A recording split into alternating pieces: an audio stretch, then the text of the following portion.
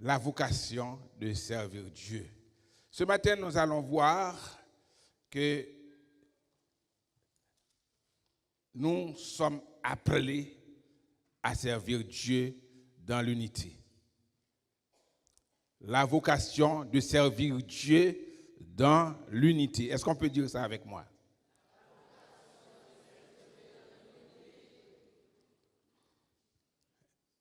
Il y a 2 ans, nous avons eu pour thème l'Église de Dieu, soyons unis de l'amour de Christ. Cette année, nous acceptons que par grâce, Dieu nous appelle à le servir. Par ce thème, la vocation de servir Dieu, tiré de Matthieu chapitre 4, verset 18-19 et Romains 12, versets 7 et 8. L'Écriture nous interpelle spécialement et elle nous rappelle que nous avons une vocation de servir Dieu dans l'unité pour que notre œuvre soit valable. Pour que notre travail soit efficace, il faut qu'on serve le Seigneur dans l'unité.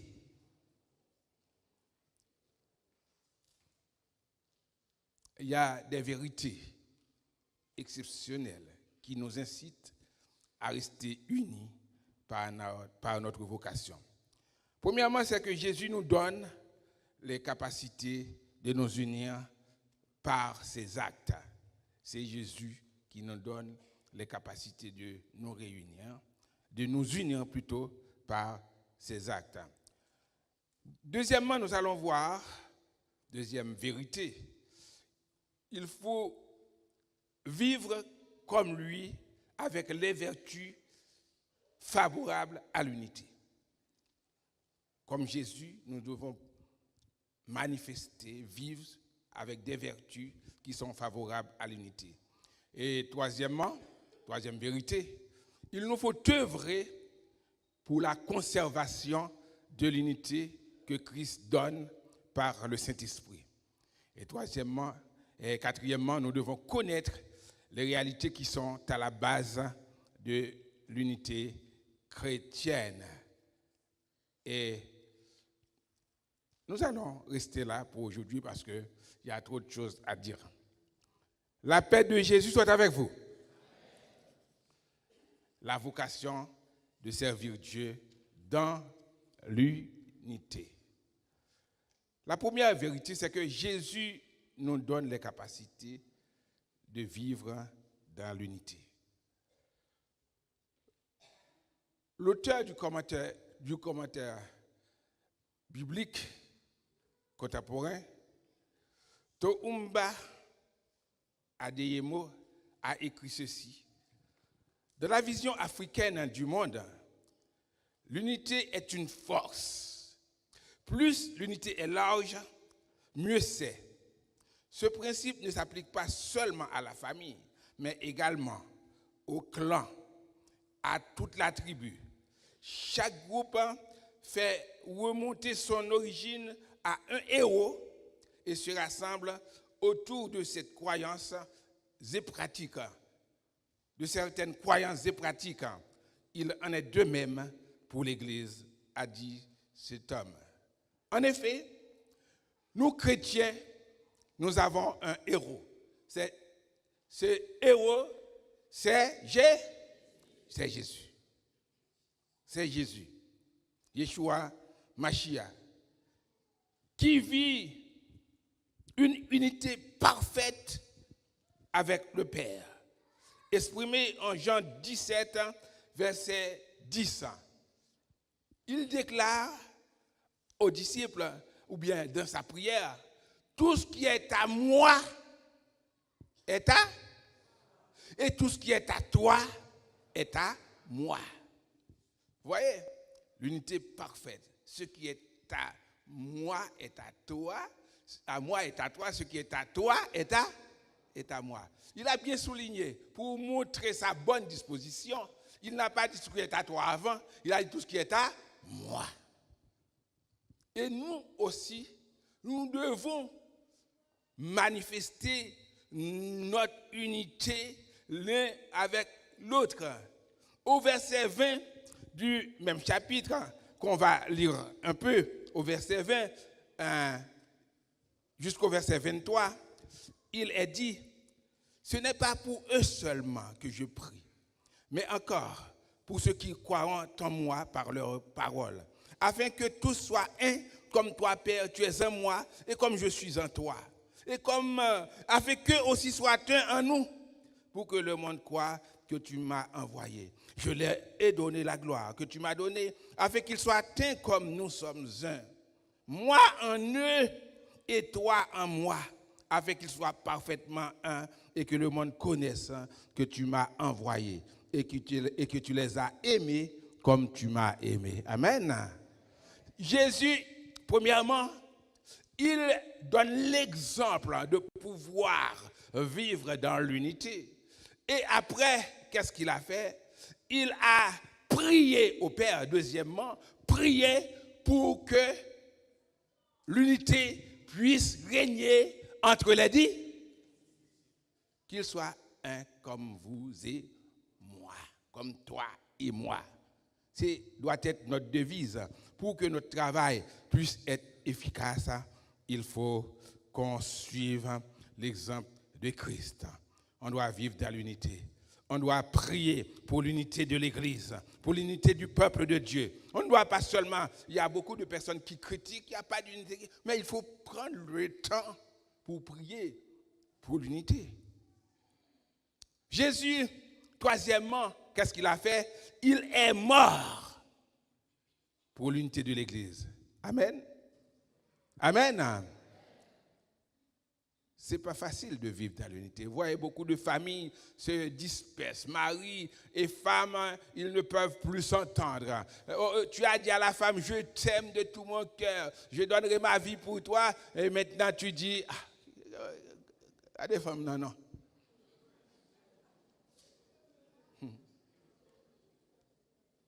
On dit, on est ensemble, mais ce qui est à moi, pour ma voiture, pour autre chose, mais pas pour la famille. Tu n'y es pas droit. Et c'est pareil pour la femme. Au départ, elle voulait tout donner pour être avec cet homme. Et après, regardez, non, gozote là, non.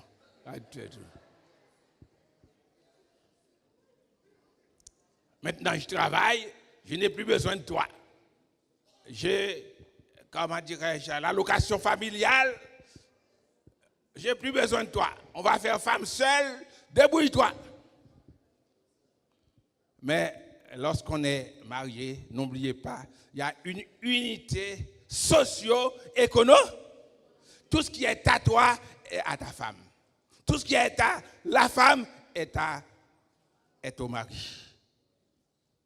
Et l'Église, nous devons vivre cette unité. C'est pourquoi on dit qu'il ne faut pas avoir de problème d'indigence. Et je félicite l'équipe pour le travail que Dieu fait avec eux, parce qu'ils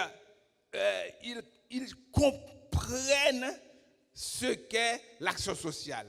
Le président et toute l'équipe. Ils veulent faire des choses davantage. Oui, pour l'action sociale. Et nous disons merci à Dieu. Et si vous avez des problèmes, alors venez avec eux, soumettez vos problèmes et on va essayer de trouver des solutions. Amen. Donc, c'est Jésus qui est le canevas, l'exemple de notre unité. Marchez digne de la vocation. C'est ce qu'on a lu avec sœur Emmanuel. Je vous exhorte, donc, moi, prisonnier dans le Seigneur, à marcher digne de la vocation qui vous a été adressée. Marcher digne. Ça signifie qu'on marche comme ça se doit, dans l'unité. Si on lève le pied gauche, l'autre lève le pied gauche aussi. Je ne vais pas faire mon shelbert, alors tu lèves le pied gauche, je vais prendre le pied droit, ou bien je reste... Non. On doit faire les choses en la même chose.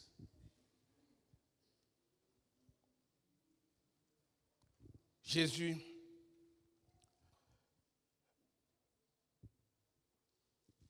a donné l'exemple. Et nous pouvons marcher dans l'unité par notre position en Jésus. Nous devons nous comporter comme lui dans l'humilité. C'est ce que l'apôtre a déclaré. Je n'ai pas lu le passage pour montrer qu'il est mort, parce qu'on veut gagner du temps. C'est Éphésiens 2, versets 13 à 16. Éphésiens 2, versets 13 à 16, qui nous montre qu'il est mort pour l'unité. On peut le lire vite fait. Il dit comme ça, maintenant, en Jésus-Christ, vous qui étiez jadis éloignés, vous avez été rapprochés par le sang de Christ, car il est notre Père. Lui qui des deux n'en a fait qu'un, et qui a renversé le mur de séparation, l'inimitié, et a anéanti par sa chair la loi des ordonnances dans ses prescriptions, afin de créer en lui-même avec les deux un seul homme nouveau, en établissant la paix, et de les réconcilier l'un et l'autre en un seul corps avec Dieu par la croix, en détruisant par elle l'inimitié. Il est venu annoncer la paix à vous qui étiez loin, et la paix à ceux qui étaient près, car par lui, nous avons les uns et les autres accès auprès du Père dans un même esprit. Amen. Amen. C'est par Jésus-Christ, par sa mort, par son sang qui fut versé que nous pouvons vivre dans l'unité. Mais comment vivre dans l'unité? Ce n'est pas quelque chose de facile. D'après le passage, verset 2, en toute humilité et douceur, avec patience, vous supportant les uns les autres avec charité. Amen. Parfois, nous voulons nous montrer plus grand, plus gros, plus haut, plus fort que les autres. Mais la Bible nous dit de nous comporter, de vivre dans l'humilité. Pour les Grecs, c'était un vice que seuls les esclaves devaient réaliser, vivre dans l'unité. Ils étaient mal considérés par ces personnes. Nous ne devons pas nous considérer à cause de nos moyens plus grands ou plus petits que les autres. C'est ce qu'a réalisé Christ pour venir vivre parmi les hommes. Il a laissé sa gloire, comme il est dit dans Philippiens chapitre 2, à partir du verset 5. Il a laissé sa gloire, sa divinité, pour naître comme des hommes et pour mourir comme un criminel. Bien qu'il fût Dieu, il s'est abaissé. Il s'est abaissé. Avant son repas, il a lavé les pieds des disciples, au point que Pierre s'est refusé de se laisser faire. Vous vous rappelez, il a dit, si on ne te lave pas les pieds, tu n'auras pas, si je ne te lave pas les pieds, tu n'auras pas de place avec moi dans le royaume. Amen. Tout ça, c'est pour nous sauver qu'il s'est humilié. Et il a ordonné, moi, le Seigneur et le Maître, si je vous lave les pieds, vous devez le faire aussi pour les autres. Et pas le geste seulement, on va faire lavement des pieds. Ce n'est pas ça qui compte, c'est l'esprit. On doit vivre avec les autres dans un esprit d'humilité. Humilité, c'est le contraire de l'arrogance, de la suffisance. Je suis bien tel que je suis, je veux. Il y a beaucoup qui rêvent, qui disent moi. Non, ça ne sert à rien. Nous n'avons de valeur parce que nous sommes âgés. Vous avez fait de grandes études, vous avez beaucoup d'argent, vous avez de grandes connaissances, vous êtes d'une grande famille. Mais à la fin, si vous n'êtes pas en Jésus, vous allez périr dans le feu éternel. Vivez dans l'unité, contraire de l'orgueil, de l'arrogance. Il a dit à toute humilité et douceur. Douceur. Il y a un pasteur la douceur, non? La douceur qui est un fruit, qui est le fruit d'une force intérieure liée à la maîtrise de soi. Ça, inspiré aussi par l'humilité. la douceur. On arrive à se maîtriser, à ne pas parler aux gens n'importe comment, avec arrogance. Elle est inspirée par l'humilité. Quand vous essayez d'être doux, on vous prend pour un faible. Quand vous essayez d'être humble, on vous prend pour un incapable. Mais ce qui est important, c'est faire comme le Seigneur a fait. Amen. Il a été doux même quand on le critique.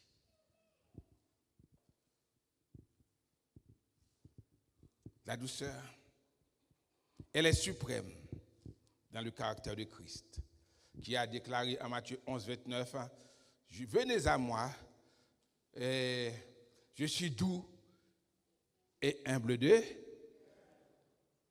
Et en Matthieu 21, 5, on l'appelle le roi, parce que quand il entrait à Jérusalem, le roi plein de douceur, qui monte sur un ânon. Quand on est doux, quand on a de la douceur, ce n'est pas la faiblesse ni la lâcheté. C'est une force qui nous permet d'agir avec tendresse, dans le calme, avec sérénité, avec maîtrise de soi. C'est la douceur. Nous devons, pour conserver l'unité, manifester de la douceur vis-à-vis de l'autre. Au lieu de parler avec arrogance, d'essayer de blesser l'autre avec nos paroles. La Bible déclare, nos paroles doivent être assaisonnées de sel. Et l'apôtre Paul déclare, ou bien la Bible déclare en Philippiens 4, que votre douceur soit connue de tous les. Le Seigneur est proche.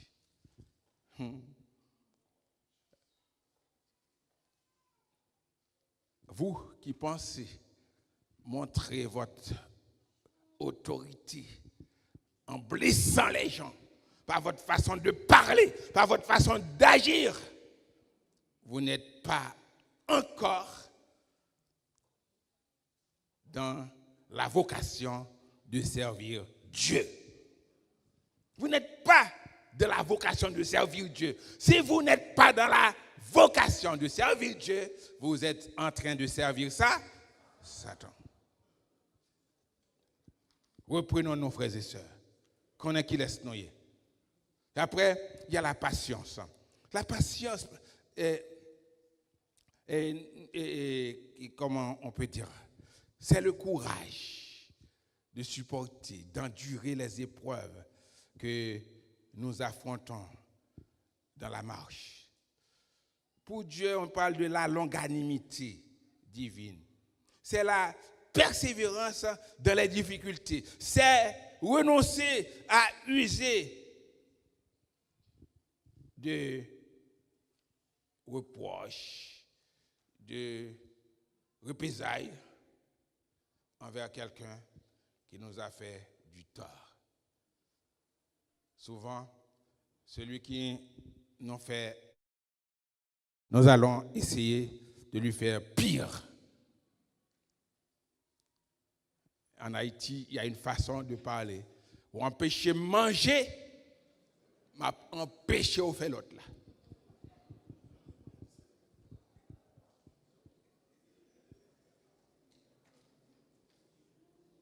Ou renoncer, ou chrétien, ou pas qu'à nan gourmet avec moun. On évite de se battre avec les autres pour les choses de ce monde. Par orgueil, etc. On ne doit pas faire ça. Moi, je suis Louis-Jean. On ne fait pas n'importe quoi à un Louis-Jean. Je ne suis pas Louis-Jean Bourget, quand même. C'est un élément du fruit de l'esprit, révélé en Galates 5, verset 23, que nous devons cultiver pour servir Dieu dans l'unité. Il faut manifester de la patience. La patience est dure, mais son fruit est doux. La patience est amère, mais son fruit est doux. Lorsqu'on endure les souffrances, ce n'est pas facile. Mais il faut persévérer. Persévérer, il y aura de grands résultats. Il y a le support mutuel dans les difficultés. On doit se supporter les uns les autres. Supporter les uns consistant à accepter l'autre malgré les difficultés, malgré la différence, malgré le caractère, comment dirais-je, les capacités de la personne, malgré son humeur. Il faut le support. Il ne s'agit pas de duplicité. Duplicité, c'est une sorte d'hypocrisie. On dit une chose, mais dans le cœur, il y a autre chose. Je t'aime, mais dans mon cœur, mais il y a de la haine, il y a de la violence. Il faut seulement témoigner de l'amour envers les autres. Même si parfois ils nous veulent du mal, ils nous font du tort. Comme il est écrit aux Colossiens, chapitre 3, verset 13. Supportez-vous les uns les. Si l'un a sujet de se plaindre de l'autre, pardonnez-vous réciproquement. Comme Dieu vous a pardonné aussi, comme Dieu vous a pardonné en Christ. Alors, frères et sœurs, il faut être humble, il faut être doux, il faut être patient, il faut avoir le support mutuel pour répondre à notre vocation de servir Dieu dans l'unité. Si pour un petit crack, moi prête pour péter, éclater, je ne peux pas m'unir avec les autres. Je ne peux pas. Et nous allons enchaîner avec la troisième vérité. Le chrétien doit œuvrer pour la conservation de l'unité. La conservation de l'unité. Et il est écrit au verset 3, vous efforçant de conserver l'unité de l'esprit par le lien de la paix. Conserver l'unité de l'esprit. Si on nous demande de conserver l'unité de l'esprit, c'est que ce n'est pas facile. Surtout, il nous demande de nous efforcer de conserver l'unité de l'esprit. Si on doit la conserver, c'est parce qu'on l'a. Lorsqu'on est en Jésus, on est déjà unis. Ce n'est pas vous et moi qui créons l'unité. Nous avons vu que Jésus, dans Éphésiens chapitre 2, à partir du verset 13, donne l'unité à l'Église. Il a brisé le mur de séparation. Ce n'est pas vous et moi qui allons réaliser l'unité. Ce que je dois faire seulement, c'est conserver mon unité avec mon évangéliste, avec mon frère, mon garçon, Jétro. C'est conserver l'unité. Pas pour petit cri pour me séparer. Pour me m'bakawel. La croix est symbolique par sa disposition à notre unité mutuelle. Selon sa branche horizontale, on est unis les uns avec les autres. Et avec le Père, selon la branche verticale, la verticalité. Nous sommes unis avec Dieu. Si nous ne sommes pas unis avec Dieu, nous ne pouvons pas être unis avec les.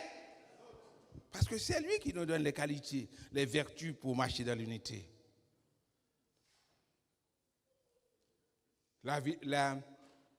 L'unité, on l'a gagnée. On l'a eu par le sang de Christ répandu au calvaire. Il nous donne accès à Dieu et nous relie les uns aux autres. Jésus y est mort. Il est mort pour notre unité. Dieu nous appelle seulement à la conserver. Il est indiqué de nous efforcer pour la conserver. Pour la conserver, il nous faut nous efforcer. Cela signifie que ce n'est pas facile. Il nous faut lutter pour l'unité. Parce que le diable va essayer de semer la zizanie, la discorde entre nous. Pour un rien. Regarde ce qu'il t'a fait. Alors, il faut montrer qui tu es. Tu ne vas pas te laisser faire. Parfois, il y a des frères à l'église quand il y a un problème, au lieu d'éteindre le feu, ils viennent, ils mettent de l'essence. Ah, si c'était moi, je ne laisserais pas faire ça. N'écoutez pas ces personnes, frères et sœurs. Dites à eux que vous êtes enfants d'eux. Dites à elles que c'est des personnes que j'ai dit, que nous sommes enfants de Dieu. Nous suivons l'exemple de Christ. Dieu nous appelle seulement à conserver l'unité. Nous devons nous efforcer pour cela. Cela implique que ce n'est pas facile de vivre dans l'unité avec les caprices des uns et des autres, avec des sentiments mauvais distillés par le malin, orgueil, jalousie, haine, rancune, etc. Que l'ennemi distille par ses agents en notre sein. Il nous rend susceptibles. On est susceptible. Dès qu'on entend une personne nous regarde, on ne sait même pas pourquoi la personne peut nous regarder pour nous dire qu'elle nous aime. Et pourtant, pour qui ça le regarde comme ça? De quel droit? C'est lui qui t'a acheté robe là-bas, moi? Etc. On est susceptible, on est frileux. J'aurais dit ça encore, comme on l'a dit hier soir. Beaucoup d'entre nous sont frileux. Et nous venons de voir, troisièmement, le chrétien doit œuvrer pour la conservation de l'unité. Et quatrièmement, vite fait, pour être digne de notre vocation, il nous faut connaître les réalités qui sont à la base de notre unité. Peut-être nous ne sommes pas même faire ça. Du verset 4 à 6, nous découvrons 7 réalités basiques de notre unité. 4 à 6. Il dit premièrement, il y a un seul corps, un seul esprit. Comme aussi vous avez été appelés à une seule esprit, il y a aussi un seul ser, une seule foi, un seul Dieu et Père de tous, qui est au-dessus de tous, et parmi tous, et en tous. 7 réalités basiques de l'unité chrétienne.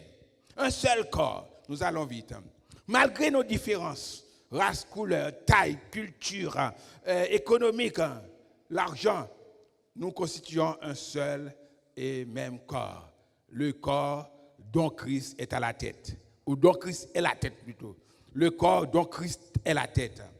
Comme une équipe, nous devons travailler ensemble. Nous devons mutualiser nos forces. Mettez toutes forces nous ensemble. Sachant que l'on œuvre l'un avec l'autre, l'un pour l'autre. À l'église, il y a divers ministères, divers groupes, diverses activités. Mais nous devons être sûrs, quand l'un fait quelque chose, c'est pour nous qu'il le fait. Amen. Quand le ministère de la prière travaille, il travaille pour toute l'église, il prie pour tous les frères. Quand le ministère de la femme travaille, c'est pour toute l'église. Le ministère de la femme travaille. Parfois, nous aimerions voir que l'autre fait faillite, que l'autre tombe. Alors, on va dire, j'avais déjà vu ça. Hein? J'ai déjà vu ça. Je savais qu'il allait tomber.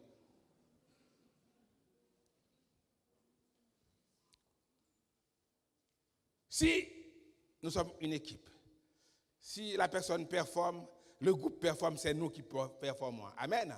Si l'équipe gagne, c'est nous qui gagnons. Amen. Je me rappelle, quand en 1974, beaucoup de personnes n'étaient pas encore nées, quand Mano Sano a marqué le but contre l'Italie en 1974, c'est Mano Sano qui l'a marqué. Mais moi, je sens que j'ai marqué le but aussi. Amen. C'est toute l'équipe, tout Haïti qui était fier d'avoir marqué le but, ce but à Dinosaure qui a fait plus de 40 matchs, je ne me rappelle plus, sans avoir encaissé un but. Mais maintenant, ça non, tout pour eux. Alléluia. J'étais fier.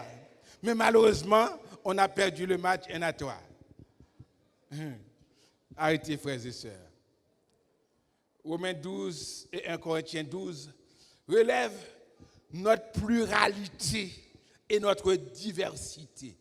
Nous sommes plusieurs, mais nous formons un seul. Nous sommes divers, nous formons un seul. Plusieurs, c'est un pile même qui est encore. Pieds, etc., etc. Mais divers, parce qu'il y a la diversité. Ce que l'œil fait, ce n'est pas ce que la bouche fait. Ce n'est pas ce que le nez fait. Le travail est divers. Mais si le nez respire, c'est pour tout l'œil. Et le nez et le corps se sentent bien. Et quand l'œil est frappé, tout le corps est malade. Hein?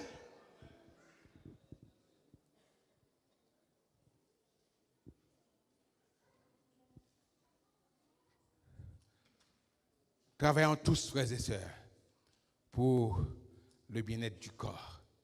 Mettez-nous ensemble. Nous nous prenons l'autre. Il y a trop de divisions dans le monde pour que nous mettions à nous diviser. Au nom de Jésus, que tout esprit de guerre, de division, de jalousie, d'hypocrisie soit anathème dans l'église de Dieu de Pentecôte. Nous chassons tous ces hypocrites, tous ceux qui œuvrent pour Satan, qui se mettent au nom de Jésus au milieu de nous. Nous ne les chassons pas pour les mettre dehors. Nous chassons l'esprit qui est en eux. Que Dieu les change pour qu'ils puissent trouver la faculté de s'unir avec nous pour le travail.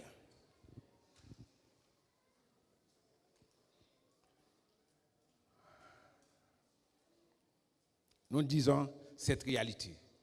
C'est la première réalité qui est dit, nous constituons un seul corps. Deuxièmement, il y a un seul la deuxième réalité, c'est un seul esprit. Un seul et même esprit qui travaille en nous. On ne va pas prendre le temps pour dire beaucoup de choses. C'est l'esprit que Jésus a promis. Vous recevrez une puissance, le Saint-Esprit. C'est avec cet esprit qu'on peut travailler pour Dieu. Il l'a déclaré à ses disciples en Actes 1er, verset 8. Vous recevrez une puissance, le Saint-Esprit survenant sur vous. Et vous serez mes témoins à Jérusalem, etc., etc. Cet esprit, il habite l'assemblée. Quand nous sommes réunis, cet esprit est là. Amen. Il a dit, quand 2 ou 3 sont assemblés en mon nom, je suis là au milieu d'eux. Et 1 Corinthiens, chapitre 3, verset 16, je crois, il déclare, vous êtes le temple du Saint-Esprit par lequel Dieu habite en vous. Où son temple? Lorsqu'on réunit là, nous constituons le temple du Saint-Esprit. Dieu habite là. Et notre corps, dans 1 Corinthiens chapitre 6, verset 19, la Bible déclare que chacun de vous, vous êtes habité par le Saint-Esprit. Ne faites pas de mauvaises choses avec votre corps, parce que votre corps est le temple du Saint-Esprit. Amen. Amen. Et la troisième réalité basique pour l'unité, c'est que nous avons une seule esprit. L'espérance d'aller vivre avec Christ dans le ciel quand il revient. Il a déclaré en Jean 14, verset 1er à 3, que votre cœur ne se trouble point, croyez en Dieu, croyez en moi. Il y a plusieurs demeures de la maison de mon Père. Si cela n'était pas, je vous l'aurais dit, je vais vous préparer une. Et quand je me serai allé et que je vous aurai préparé la place, je reviendrai et je vous prendrai avec moi. Afin que là où je suis, vous y soyez aussi. C'est l'espérance des chrétiens. C'est pourquoi il nous dit, il ne faut pas pleurer quand il y a la mort, quand il y a un deuil. Il ne faut pas pleurer comme ceux qui sont sans esprit, sans espérance. Et quatrième réalité, c'est que nous avons un seul c'est le Seigneur Jésus. Nous avons, quand on dit Seigneur, c'est le maître. Comment dirais-je? À l'époque féodale, il y avait le Seigneur, il y avait les serfs et les esclaves. Mais nous avons un seul Seigneur. C'est lui qui est le roi des rois. On l'appelle le Seigneur des seigneurs. Il est loin, il est le Messie. C'est lui qui est le maître. C'est lui qui nous devons servir. il a dit aux disciples, vous m'appelez Seigneur et Maître, vous le faites bien. Vous le faites bien. Parce qu'il n'y a pas d'autre. C'est moi le Seigneur. 1 Corinthiens 8, verset 5 à 6 peut nous parler dessus. Et chapitre 1er, verset 2, nous rappelle qu'il y a un seul Seigneur, un seul Maître, c'est le Seigneur Jésus. On dit Seigneur des Seigneurs. Il y a une seule foi. Bon, nous ne pouvons pas nous presser, ma soeur, nous mettre l'île la caille. Il y a une seule foi. La foi en notre Seigneur par qui l'homme pécheur puisse être racheté. L'homme pécheur est racheté par la foi en Jésus. Dieu a tant aimé le monde. Il a donné afin que quiconque croit. La foi est le mot-clé pour le salut. C'est par la grâce que vous êtes sauvés, par le moyen de là. Cela ne vient pas de vous, c'est un don de. C'est la foi. Et nous sommes créés pour produire des œuvres de foi. C'est ça que fait Jacques dit, montre-moi ta foi par, comment dirais-je, par tes œuvres. Il faut produire des œuvres de foi. Nous devons avoir la foi qui est une ferme assurance des choses qu'on espère et une démonstration de celles que l'on ne voit pas. Vous qui êtes là, si vous ne croyez pas en Jésus, vous ne pouvez pas répondre à la vocation de vivre dans l'unité. Il faut placer d'abord votre foi en Jésus. En Jésus, le Seigneur des Seigneurs. Et il déclare aussi, il y a un seul baptême, 6e réalité. Pour vivre dans l'unité, il y a un seul baptême. Certains vont dire, on parle du baptême du Saint-Esprit, du baptême de feu, ça signifie qu'il y a d'autres baptêmes. Mais quand il dit qu'il y a un seul baptême, c'est le baptême d'eau par lequel on rend témoignage de notre foi, à notre appartenance à Jésus. On a un témoignage qu'on s'est identifié à Christ dans sa mort et dans sa résurrection. Par la foi, on dit au diable qu'il n'est plus notre maître. Notre maître est le Seigneur Jésus. On témoigne au monde par la foi que nous ne suivons plus ce monde de corruption, ce monde de perdition. Nous avons un maître que nous suivons, c'est Jésus. C'est par la foi. Il y a un seul Dieu, la 7e réalité. Un seul Dieu et Père de tous, qui est au-dessus de tous, parmi tous et en tous.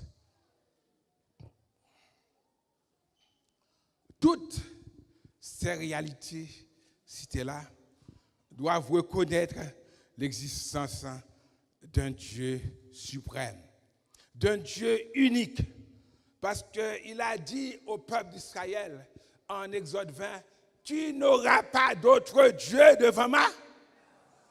C'est le plus grand péché que le peuple ait commis. C'est l'idolâtrie. Adorer d'autres dieux. Il a dit aux disciples, vous ne pouvez pas servir Dieu et maman. Il faut servir Dieu et servir que lui seul. Il faut comprendre l'existence d'un Dieu unique qui mérite d'être adoré. Il est El Elyon, le plus fort, le Dieu transcendant qui est au-dessus de tout. On ne peut pas l'atteindre. Personne ne peut l'atteindre. C'est sa transcendance. El Elyon, le plus élevé, c'est lui. Il est aussi dans son amour pour nous. Il est avec nous. Amen. Il est avec nous. Il est au-dessus de tous, parmi tous et en tous. C'est l'immanence de Dieu, le Dieu immanent. Il est tout proche de nous. Et pas seulement tout proche, il est en. Amen. Est-ce que vous croyez ça? Est-ce qu'on peut dire merci à ce Dieu qui est en nous? Merci Seigneur. C'est le Dieu immanent. Il s'est fait Emmanuel pour vivre avec nous. Frères et sœurs, Pour vivre dans l'unité, on n'a pas le temps de voir ces autres éléments. Dieu a donné des dons à des serviteurs. Et chaque personne à l'église a une capacité, un don pour servir le Seigneur. Il faut seulement développer ce don. Mais il a donné des dons spéciaux. Mais il y a une raison importante. Il a dit dans le verset 12, il a donné les uns comme apôtres, les autres comme prophètes. Notre frère Louis Marcen, il a détaillé un peu pour nous les différents ministères, le quintuple, 5 ministères. Mais pourquoi? C'est pour le perfectionnement des saints en vue de l'œuvre du ministère et de l'édification du corps de jusqu'à ce que nous soyons tous parvenus à quoi? Parvenus à quoi, frères et sœurs? À l'unité de la foi et de la connaissance du Fils de Dieu à l'état parfait de Christ. Il faut que nous capables de venir ensemble, nous venir, on fait unis dans la foi. Amen. Est-ce que nous sommes brebis galeuses parmi nous? Est-ce que vous êtes vraiment unis avec nous? Prenons-nous la main. Unissons-nous, frères et sœurs. Et il dit, lorsqu'on est vraiment unis de la foi et la connaissance de Christ, on n'est pas des enfants ballottés par n'importe quel vent de dogue. Semaine ça, ou là, semaine prochaine, ou dans témoin Jéhovah, ou à chercher, ou dans Adventiste, ou dans Mormon, ou dans tout ça qui n'est pas bon. Alors, frères et sœurs, Stott a déclaré, nous devons rechercher l'unité. L'unité dans l'Église, la pureté dans notre vie spirituelle, l'harmonie et la ténacité dans notre combat contre la puissance du mal, au point où nous sommes parvenus, marchant d'un même pas. Marchons d'un même pas. Dieu nous appelle ce matin à vivre dans l'unité pour que l'Église puisse prospérer. Soyons unis. On chante ça en Haïti. Pour le pays, pour la patrie, soyons unis. Et pour nos pères, soyons unis. Mais c'est que des paroles. C'est la division depuis après l'indépendance. Ils ont tué des Salines. Et après, ça continue. Et maintenant, on est vraiment au fond.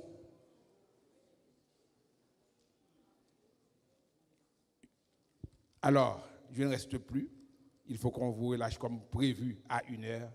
Soyons unis, frères et sœurs. Après, répondons dignement à notre vocation en marchant dans l'unité pour le bien de l'Église et pour le bien personnel de chacun. Au nom de Jésus.